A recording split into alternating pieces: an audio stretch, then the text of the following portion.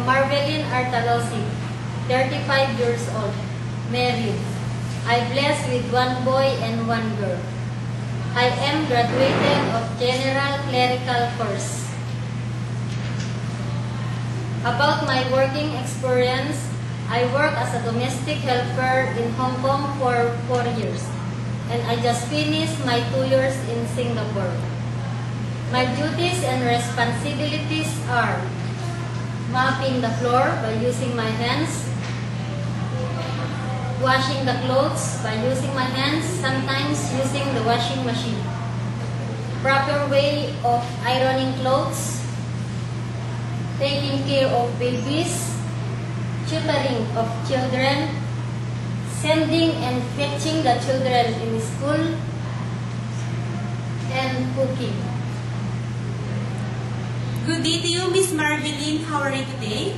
I'm fine, ma'am. What are the advantages of the employers if they will hire you? The advantages of the employer if they will hire me because I am a hardworking person, honest, trustworthy, and patient. Okay, so Miss Marvelyn, do you know how to cook Chinese dishes? Sir, madam, I know how to cook the Chinese dishes like steamed pork, steamed chicken, boiling soup, spare ribs with black bean garlic sauce, chicken potato with sinsin soya beans, frying vegetables. That's all, sir, madam. Okay, so can you tell us the proper way in taking care of the children?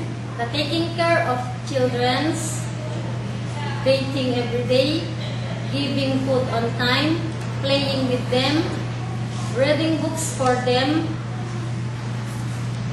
That's all, sir, madam. What if you committed a mistake and the employer scolds you? What will you do? I say sorry, sir, madam. I will not repeat it again. What is your last message to your future employer? Sir, madam, please hire me as your domestic helper, and I do all my best to serve you. And I promise to finish my 2 years contract with you. Okay, thank you to you, Miss Marvelyn, and good luck. Thank you, sir, madam.